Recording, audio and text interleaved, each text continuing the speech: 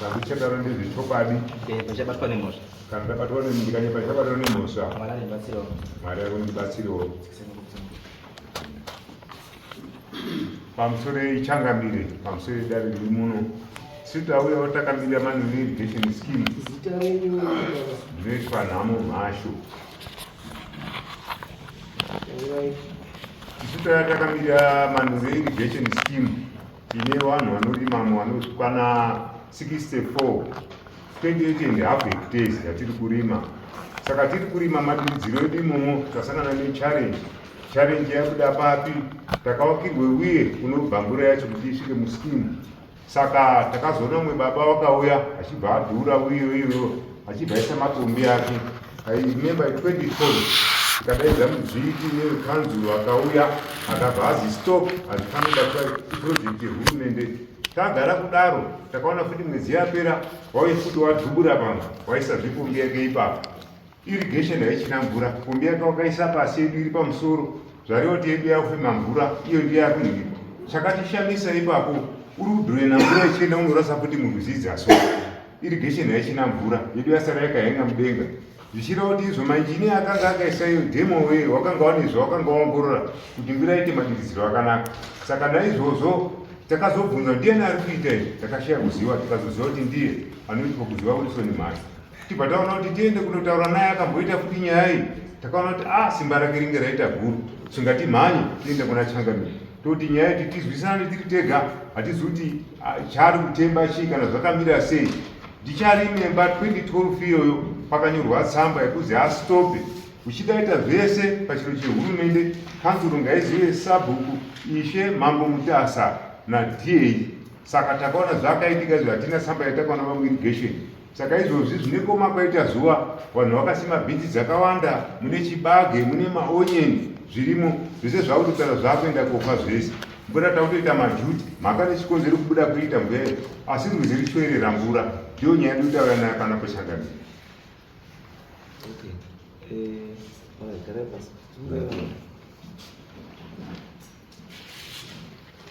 I think hatiri kupedza nguva zvataurwa mazuva saka muri kuti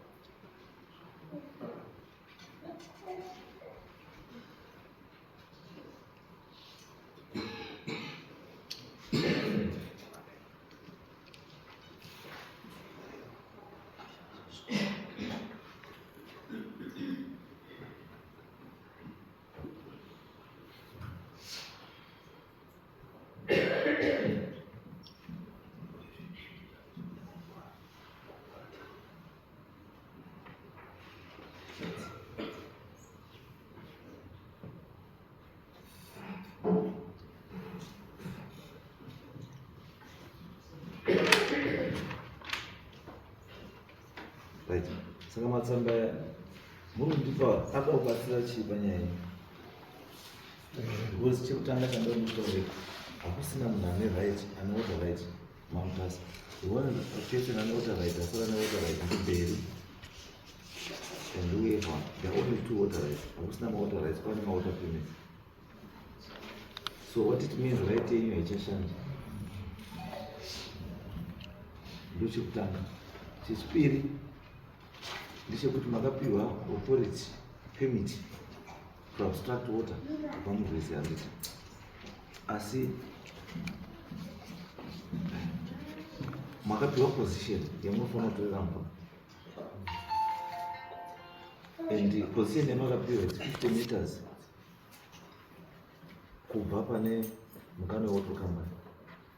Ndipo here pane pakutorera mvura tiri mukambani ndimari kutorera mukati mukambani, asi according to his papers akanzi anotora 50 meters after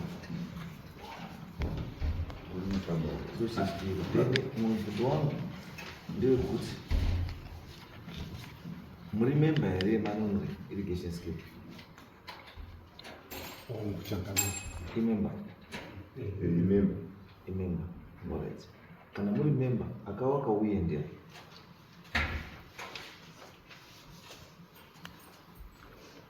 Akawaka uye ndiani? Wakawaka uye plan. Plan International, which means handi makawaka uye. Saka nekuti hamusi makawaka uye, it means haisi. Because what happens is that you plan all organizations for the district. Padzinopedza basa radzo for that year, vanopera grant yavo. Maprojects ese awakaita ushandisa madzi grant iyo, they hand over kumutasa road district council. Kana kuti wasakaita hand over kumutasa road district council, wanoita hand over to the local leadership, masabhuku, madzishe, madzimambo. Saka zvazvi kutaura ndezvekuti uye haisi yemunhu asi ngeyewani. Munoedza kuti uye haisi rechi yemunhu asi ngeyewani. That's the reason why makauya mutasa road sikanzo chiwa ichitaura kuti chii, mirai izvi neizvi, ita izvi, because that project was handed over mutasa road district council. Saka mutasa road district council ndiyo yakuona maraniro arikuita chii. And ende chirikundishamisa ndechekuti kana muri member yeManunuri irrigation scheme, why muda kushandisa mitemo yenyu as an individual to run a club yamuri member of? Because kana muri member munogavinwa nemutemo weclub. One communal. You don't do it all. When I live this way, and we ended over this way to the community. Council irishi iripo. Anachizaza ndarabwi dora mwana masho. Wana masho tena. Saka nyaya yetu ndi yapera because munhu washakaita nyaya yacho uri bana. And iwe was handed over kubi community. Anditi saka iyi project yeManunuri irrigation scheme ndiyo community yacho kana either individual. Saka it means kuti munhu ka ane kuda kutora mvura head wecommunity ndisabhuku. Saka it means kana munhu ada kutora mvura muuye anditi akufanira kuenda go through chii sabhuku. Atori mvura muuye right inoshanda kuriver.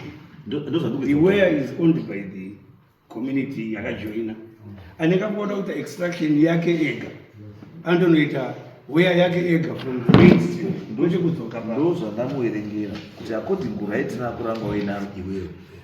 Right taitaura kuti you are supposed to abstract water 50 meters away kubva muchi, as long as iri muchi imo, not the way, not where we panada mutikutepo kuti iwe unoda kuya kutora muchi haishandi, asi muwiye right yako haishandi because handiwe wakawaka chi wiye, and wiye yakawakwa neplan yako enda ndobva yaita handover wiye kuchi kucommunity. Saka anoadminister wiye on behalf of the community ndisabhuku.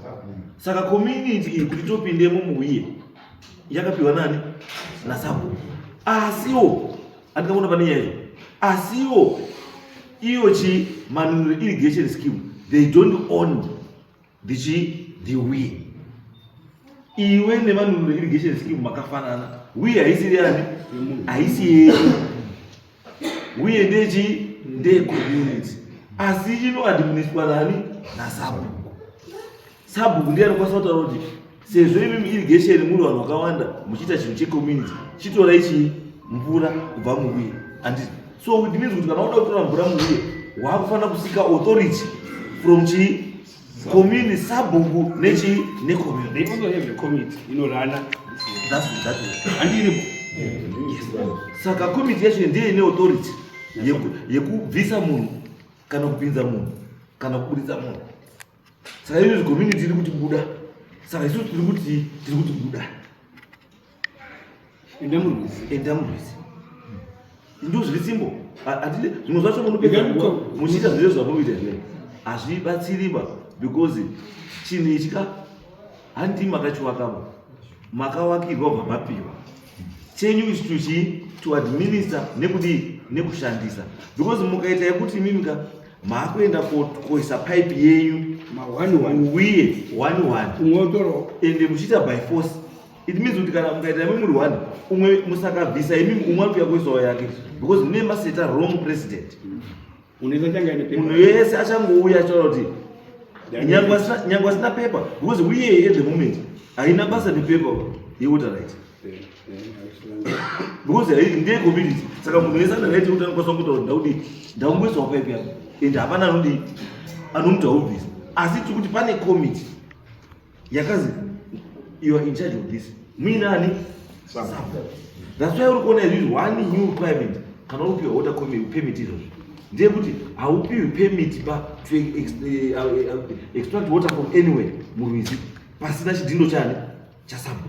Sabhuku akutonzi izvizvi unofanira kutaura munhu kuti panoita here kana kuti hapadii hapaiti ende sabhuku akati hapaiti saka it means hapadii hapaiti.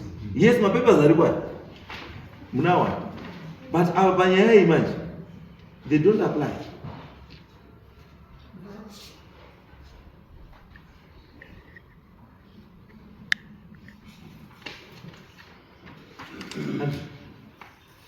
Ende makapedzisa kuiwa right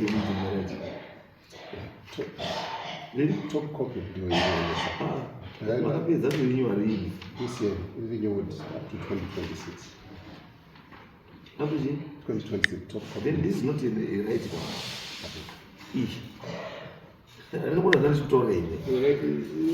The top copy and permit ne right are two different things. Permit imvumo chete yawapiwa yekutora chi asi right manje anditi wane kodzero yekuti nyangwe munhu akada kuya kutora mvura kumusoro kwako anditi waakukwanisa kumumisa kuti ukatora mvura kumusoro mvura haizosviki pangwa. Ndio right yakuti yawapiwa wakuti wane chekuita nemashandisirwo emvura around pawakatora right manje.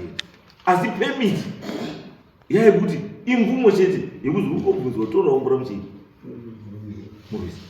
Apa makatacha andakambona Facebook ndosada ndinoona kuti zvandikutaurira mumwe iyi right inorenewiwa annually kana minayo but makati afana payakadhinwa right this was 1992 makazomboibhadhara futi Ndiri kuibhadhara kubva 1992 kusvikira gore rino. But then vanhu vari kubhadharira yapo havana kutaura ichokwadi because dai makaverenga the top copy iri kuti chi report to confirm water permit holder.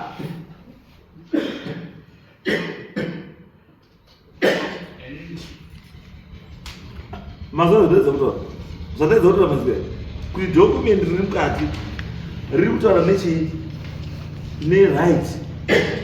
handiti asi document riri pamusoro ramuri kubhadhara riri kutaura nezvechi permit. So it means zvinhu zviri hazvichadii hazvichafambidzani ba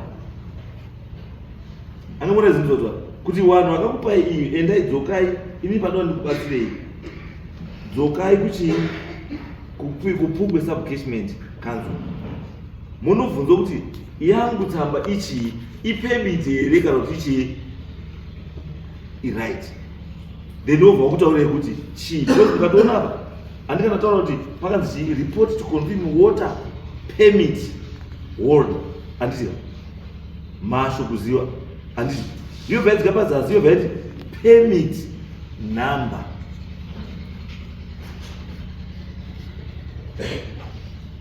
Yakamazora yochitaura zvamunobvumidzwa kuita sei kuita, handiti because kuziva kwandikuita inini nenyaya iyi yemapermits nemarights ndozvandamutaura izvi. Mukaenda kwamutasa mukaenda kubvunza kuti izvi kuti mumutasa district how many water rights do we have, vanokutaura yes, taura it. Yes, mashoko ese amunotaura changamire ndinowanzwa, asi nditendereiwo ndiwe netsananguro yechimiro chandiri ichienderana nezvandinoona.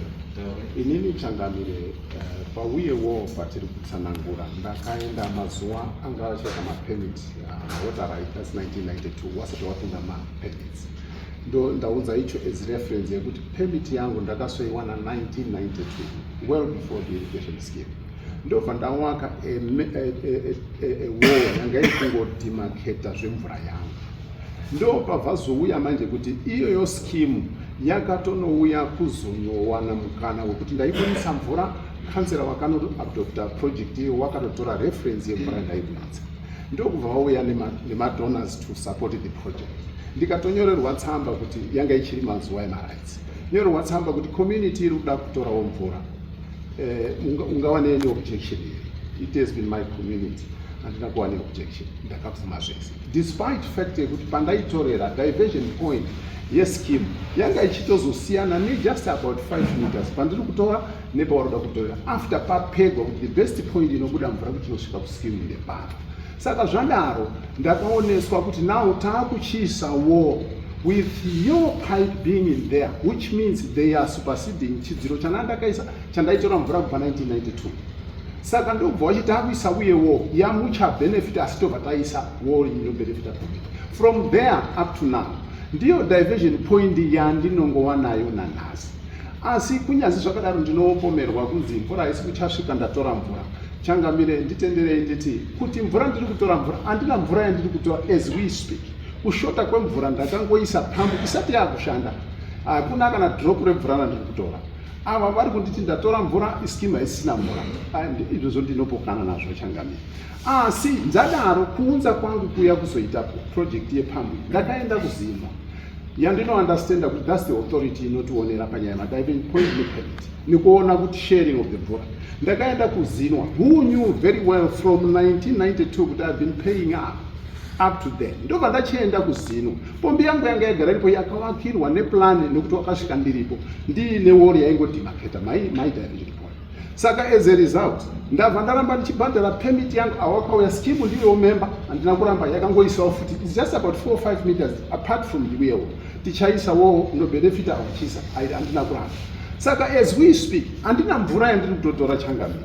Izvezvi kana a drop of water ndakangoisa pambu yandakaconsulta the authorities wakauya wakaiona wakati no kana wapedza kuinstalla pambu yako tinofanira kuzodzoka tozoona kuti iri kushanda sei. As we speak chinhu chandakangotsveta ndaita kuti hapana mvura kana drop of water riri kubuda, asi I've been liaising with the authority yes Pungwe sub-region area. Right, thank you. Mera ipa warume asa ndiri kutora mvura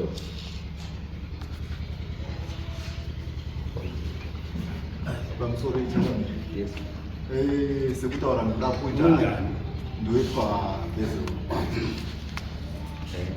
Sekutaura kwakuita waMasha wakasvika wakaisa pombi yavo pamudhuri wari kutaura iwe, but isisi tiri kuti kana vachiisa zvaidawo mainjiniya or whatever masavhaya anoona kuti mvura ikasaita this level haizodrene here the dam kuti so that iye mega project inosara yakudziya zuva. Saka from there wakaisa pipe yavo plus pipe inini ndakasvika ari kutora mvura here bapana zvekudai pinzira imbudzi inenge yabvunzwa so far mvura hasati wakutora asi vakaisa pipe yavo iri kutora mvura kuenda pameshini yavo saka yaibirikilika but what about the show tikuti you cannot come to court uchiti ari kutora mvura ngati iye asiri kutora chii asiri kutora mvura because alright munenge muchisika remedy yenyu kana hamurudzi mimi yashota paka because according nezvataura nechairman regalo ndiani wati moti mvura yakutoshota vanhu vakaisa dzakutooma kushoma kutaura ke kutoiswa kwakaitwa paisiyo iri kulikisa payakainzirwa napo then kune mvura yaitorika mupaipi inoendesa pamashini yavo izvo aibambo makutaura zvakasiyana. What are you objecting? The size of the pipe. Is it the size of the pipe? The size of the pump, the pipe here, one. The fact here which are looking up a wall. Because you really want to know pane pakatorasika procedure already. Because the procedure back a leg, yes, what is a pump? But what is a pump with whose approval? Who is supposed to approve? Could I say pump can a pipe per wall? It's not zero. Zinwa is not responsible for wars. Zinwa is responsible, is the supreme chief authority is Zinwa only rests with water and not with infrastructure. Because who has Zinwa? Their community. So who are supposed to authorize to pipe this one more? Yes, Zinwa has come for specifications and everything. It's correct, we'll pass around. But I know authority now my specifications they are correct and it's a good pipe for dear. And the guys about work ban. Is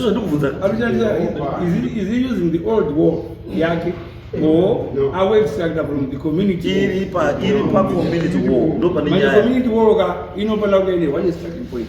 You know, Papa, you're better than a gomo. You also get a community where. Ilimu gomo muya munhu wese anotoda kubaba seri begomo haatoreri mvura yake kubaba poindi yatakaisa demo oweyawo right. That's the model yakaautorizwa nekanza wandei saka vakuchinjira papi manzwina ndaitauri kuti ava vari kuti position infact weya yakaiswa ivo vagara vachi vari kutorawo chikukuko saka yakaputiridzirwa mune kwavaitora. Saka kweseni yangu mai ndeyekuti mushure moka maputiridzirwa saizvo makakontinue here muisenzesa penyu iko papo kwamama makaputiridzirwa muiswa papo kana kuti mama kusenzesa mese as a community. Pakaiswawo pandaingotora pandakapuwa diversion point ndio pandiri kungosenza pombi yangu makakontinua here after weya yaiswa kungotora ipapo saka chazochinja nhasi chii hapana chachinja saka then pana vari kunyepa kuti nyaya iri handisi imi mati makaenda kutora Zinwa kuti iite ikubatsire maspecifications nekuona pump size output and input nechizvemvura handisika throw yepump ndiyo here as compared to the volume of the water iri mureservoir makatora Zinwa handisi yanga iri kumeasure from which point of the wheel yanga iri kumeasure from your small wall here from the main wall because nobody then the second question is a pump. The second question ndeye kuti muzopinzwe mukati memain wall, it means there was an agreement. It means there was an agreement. And what was the agreement? Because amungamwezi mahala ungazowazi pinda mdumbu woti ndamo mdumbu asi chikipizira ipepe yangu yei indowe pandiri pazidumbu mandine vamwe imumu. Something is not right. How come you continue to exist mukati memain wheel over the years? I remember. Apa uri member fundi yechi ye wheel here. Is there guys that all the chokwadi? That's all the chokwadi. Ili katasa wana chokwadi ndiko zvibude pai zvibude pachena. And because murume weko alikufanira kungwarira akakuenderera kumberi iyi musina kutadza kuona and because pakangwarira murume his wheel was a small wheel and kakangori kauye holding pond kekungoti mvura isvike iungane yobva yapinda mupaipi.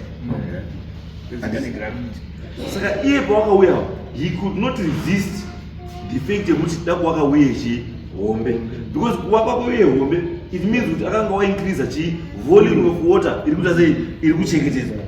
Saka by increasing the volume of water iri kubatwa nedhemuwo, kauyu kake aka kadika kaholding pond kakachasubmergwa mumain wiye, saka akazopwa kakashaya mvura pakanogara kakazara kakadzipwa nemvura.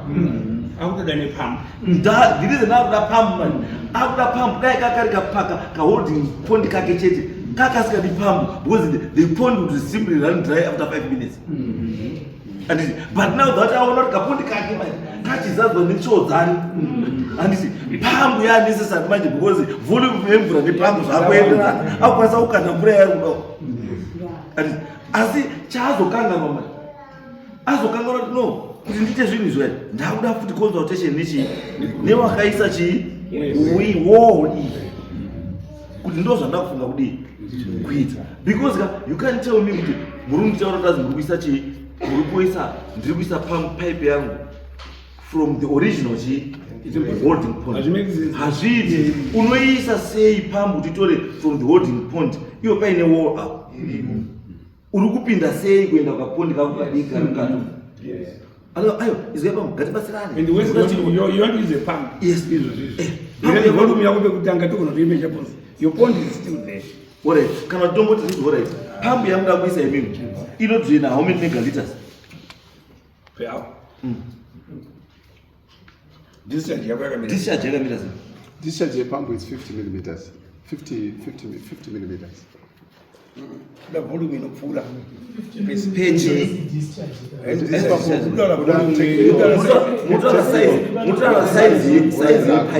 Size yepump out the pipe is 50 millimeters. And as it tinokuda anga mota yako nomani.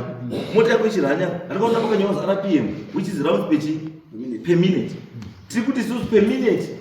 Pump yako yodischarge volume yakaita seyemvura. Is it a liter per every second, or is it 5 liters per every 10 seconds? Each, what is it? Sanangure changamiro. Ndozonda kutsanangura. Ndina engineer ari kuinstalla pump. Ndosanga ndati aisati atopedzwa installation. Ndosanga ndati handina mvura yandiri kutora. Inini chandakaita ndinoda kuextract mvura from the pump 50 millimeters. Asi this pipe is still under installation. I said that opera akuna mvura yandiri kutora as we speak. Point by divergent point I think that way I'm going to 50 millimeters. Those are one out chema. Because 50 millimeters will pump up for an hour. That way you know better less.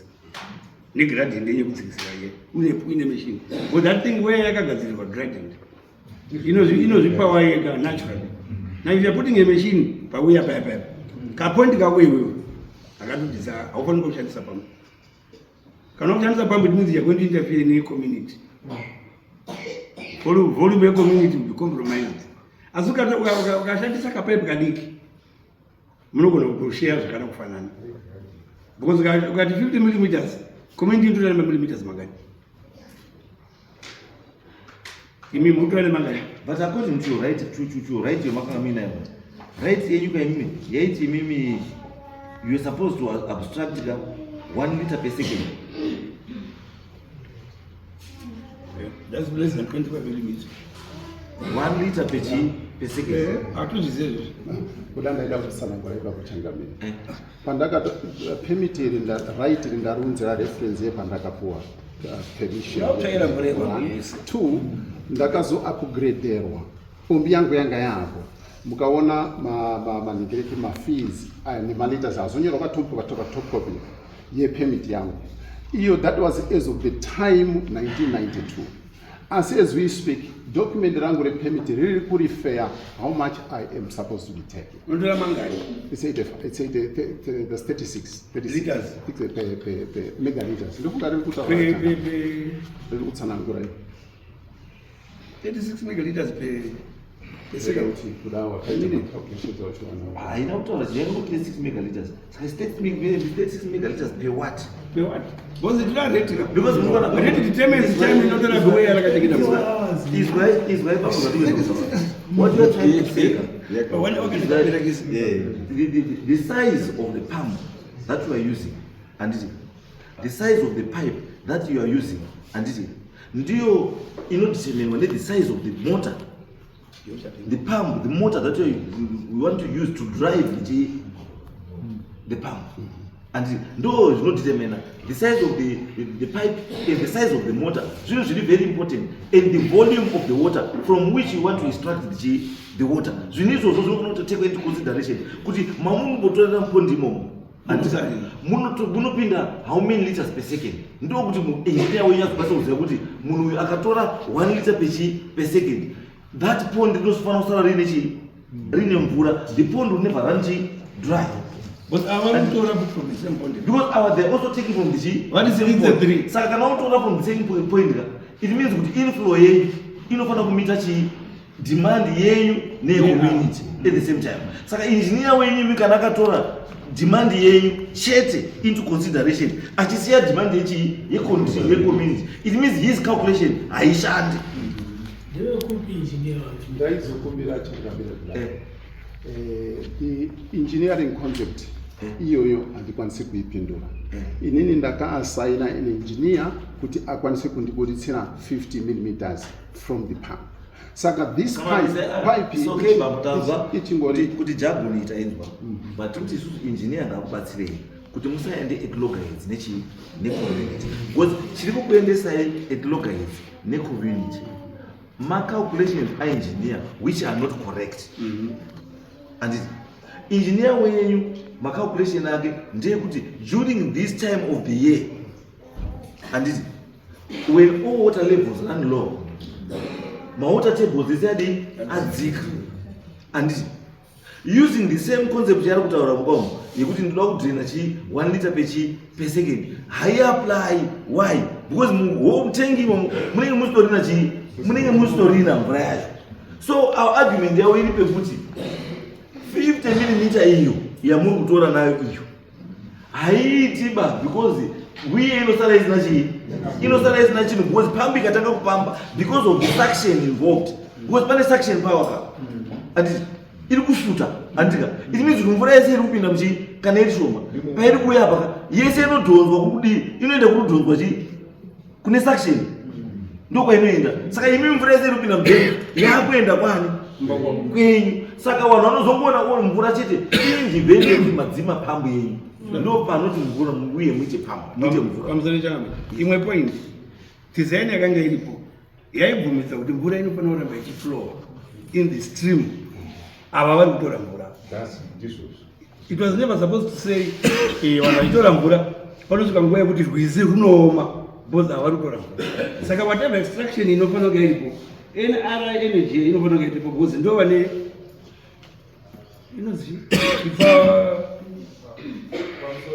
chema gesi chimini hydropower chitori kuzasi. Saka you are not careful chinorana drive because uyu akatora avachite kunzi chanosvika pekuti mvura haichapfuuri. Mini hydropower station nekuzasi inokwanisa kutomira inomira because avatora because mvura yakutobudira kuseri kwechi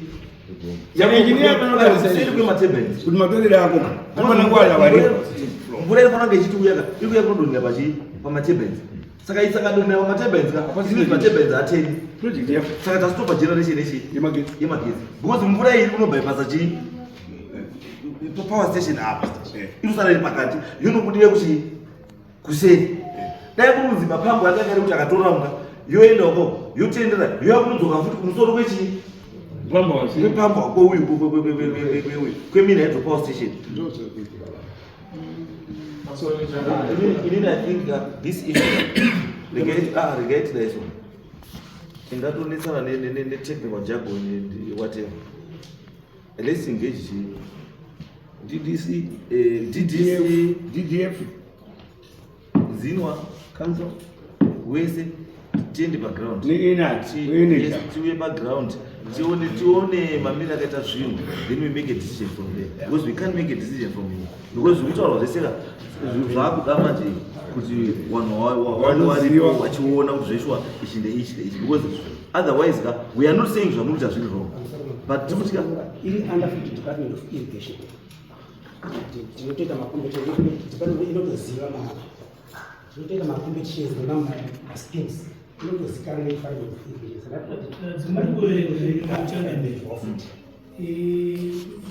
Ainzi mawater rights yanga iri private ownership yeneri kumashure pakaintroducwa I think Water Act yeZimbabwe 8 kuna 1998 pakagadzirwa Water Act inogavhena mvura yemuZimbabwe.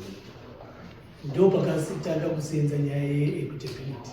Zvakangofanana zvitaurwa kuti land belongs to the president, mvura futi inotaurwa kuti belongs to the president. Ndo pakatanga futi kuti hakusina inozi private ownership yemvura, especially kana tiri mumapoints akaita kunga ayo atori nevanhu wakagadzira iwe, hakuna munhu anoenda kunotora ipapo because zvinoda community consultation. I think muri metse mukangoenda henyu mukazobatsirana endai muona tsoita consultation yakanaka. Ndanzwa mataura nenyaya yaengineer wamai muri kusenzesa ndiye wepungwe subcatchment here ari kunyanga kana kuti ndeupi, because that person kana ari engineer ari musubcatchment yekunopi ari aware kuziva kuti kana urikuda kuenda panzvimbo kuna extract mvura, who do you consult, mastakeholders anodiwa ipapo ndewapi. Saka engineer wenyinimi ndeupi, ari mamuti ndi-catchment manager makutare here kana kuti subcatchment manager wekunyanga anotarisa pungwe subcatchment ari pazima mutare ndiye ari kuuya kuti ngatibvise mvura apa. kuda padai ndokuteknical kwatinototi zizivo. Saka toda kuti vatakubatsirai kuti vamwe pati musazorambe muchitotenderera.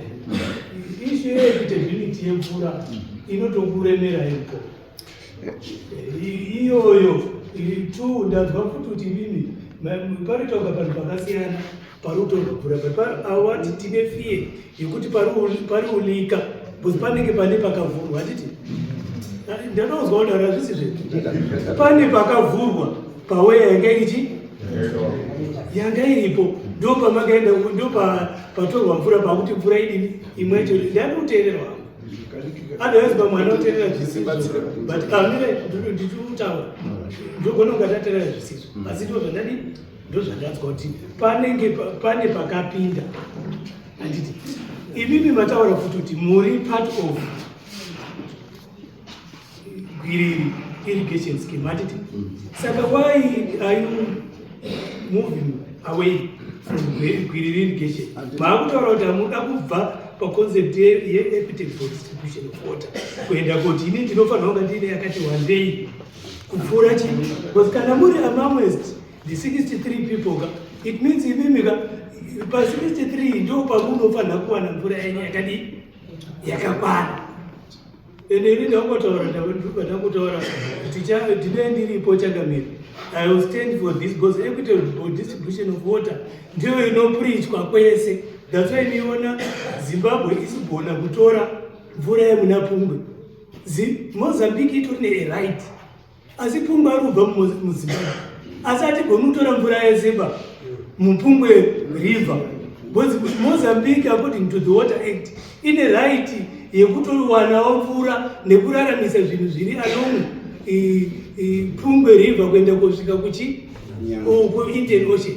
Saka ukambobuda wadai so munotoita mbiri mko.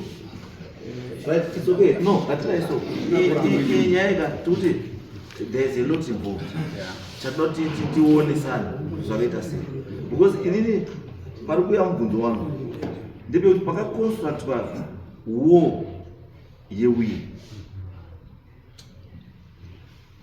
Zino haina kuita basa rayo. Because Zino adai yakaita basa rayo, ndo payanga ichifanira kunge ichiadvisa accordingly. Vanhu vakachiuya kuti uye yamuri kuwaka iyi andika ndati alright, ndimbo kubvunza yangu ise kwese holding capacity yeuyere nichi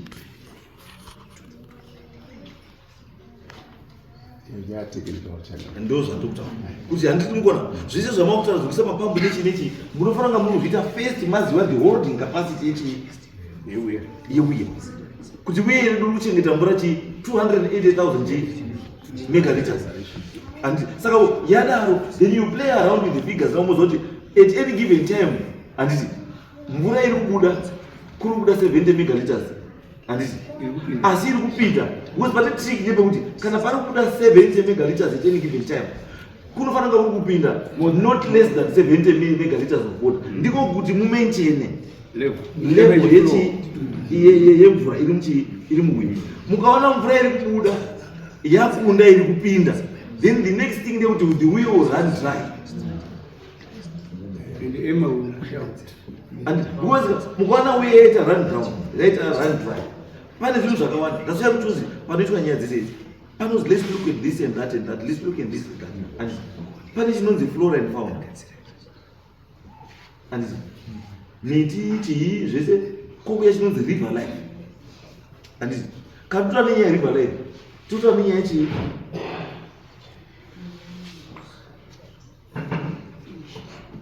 tutora nenyaya river life katutora nenyaya river life tutora nezvii tiri kutaura nenyaya yekuti kune fish kune matatya anditi kune howe kune nyoka dzinogara murwizi kune vanakama vanogara murwizi nechi if they run dry what happens to those things tauraya zvinhu and saka zvese zvinhu izvozvo zvinotekwa into chii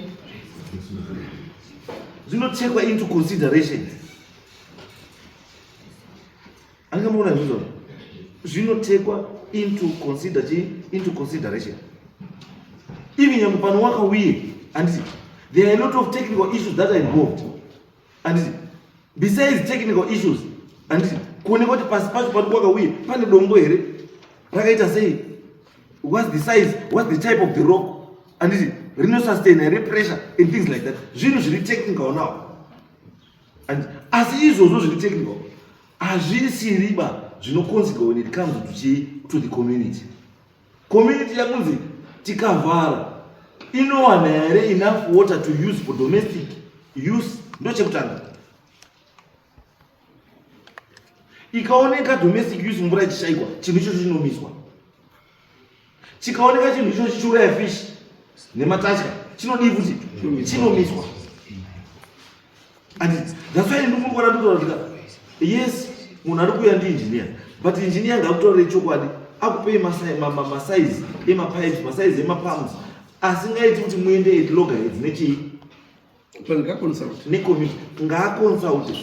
Ndosaka ndati bambuka iyi nyaya tingandotora zuva rese because there are so many technical issues dziri involved, dzimwe dzacho dzadzimusiri chii. Saka turi isusu taakudai taakuti gozi rinenge risiri dare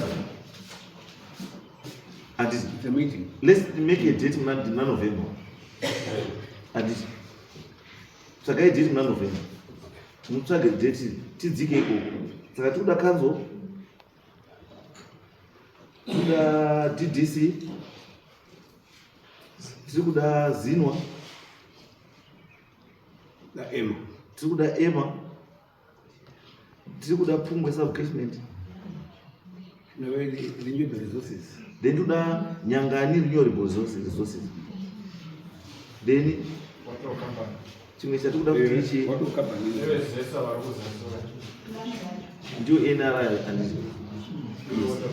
yes tikaenda tiende panzvimbo tese takadini takadaro kana takadaro zinwa inoprovide pachese ndiyo inoprovide engineer zvozotoya naengineer because hangoika because this thing chatinoda totione kuti tikaita macalculations emvura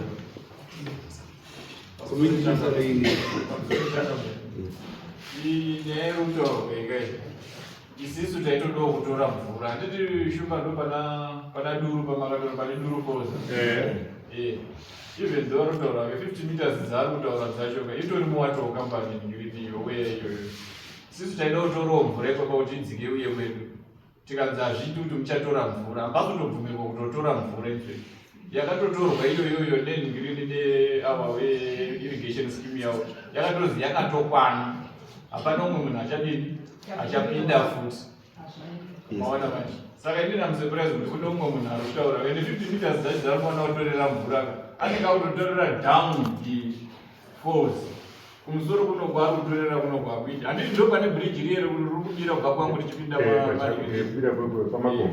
pabridge kabridge kari pamusoro saka uyu pipe yake yakutora endaizopa rine pipe 1 inini saka imwe yacho iri kutorwa yechitu yandizoziva kuti yakaseswa netu right anyway ngatiti ndachida kudai changamira mashoko inese ndinamvura chana ndichida ngoti zvingojeka kunoku ndaunzwa kudare kuti ndatora mvura irrigation haisina mvura ndo pangati this is wrong handina kutora mvura mazounza point yekuti ngapave netechnical advice kuti zvijustify kuti warege this is on assumption kuti tichazo nyamba zvinhu zvichiri kuitwa asi ndochitsvaka kuti ndinounzwa kudare seizve chinhu chichiri kuitwa isu zvamataura imungabamo tiri kuti kuunza kudare to me inini personally it was wrong because you can't report a case before it's committed. And because when they reported their case, wakatonga zifi chinhu chatoitwa kare, but on the ground there's nothing. But to yes, that one is the point is noted, and as it is zvabatsira zvawaita zvaleta kuitira kuti kana paine dambudziko rakachaitika mangwana because chamaita movie ndio inonzi preventative move. That's a preventative move yamaita asati apara and kuitira kana chikaparika akazochipara munenge maredi kuti tinochigadzisa sei anzvo ndizvo saka tiri kuti isusu pambudondowani the door is not closed kuti amutori chii mvura iyi the door is still open, but what we are saying kuti ngatitange taite the necessary and zvirudiwa zvese macalculations ese all vanhu vasupose vari waripo wouya wanga waripo then toisa musoro pamwe chete tobva kuti guys this is the best way to go then toita toita izvo. But I know nyaya iyi pairi mimi ndekuti chinhu chindini ndakachitanga imi makauya pandandiri saka hamukwanisi kundibvisa asi ndiri kuti yes ndimi makatanga because kutanga kwamakaita it means kuti makatomboitawo cost because you involved my engineers kuti akwanise kuita sei kumeasure river road ameze inflow through all those things are measured. So you need engineers to do that, and hazviitwi for free kuti muzoestablish kuti uzoti panzvimbo apa ndo patokwanisa kubatsira mvura. There was cost involved, and we are taking that into consideration. Andingamuna ndota saka tiri isusu aiwa musarara nemimba rarai hope zvinhu zvinoitwa according to your plan, asi tungoti chete chatoda chekuti ngatise musoro pamwe chete toregera kukonzera conflict. And imimi papakatanga kutora nyaya yemvura mamwe nemaprojects enyu and you had your plans, and isusu don't want your plans dziite sei to be scattered. Tinotiwo maplans enyu aramba ita sei achienderera kuti kumberi, asi at the same time maprojects ecommunity hafani kudii futi hafani kumira, afana kunge achiendererawo mberi. Saka it's a win-win situation. And saka tinokupai date chisiyai contact number yenyu uku mosiya kuti contact number tozomozopiwa date kuti tisukuya next because we need to consult nevanhu vakataura ese mastakeholders kuti tuye pamwe chete, asi musazoende kudare muchinyepa because mawaya muri 5 kunyepa kuti bhizi dzedu dzatooma nenyaya yekumatora mvura, musazoendepe musazofambe nemweya kunyepa.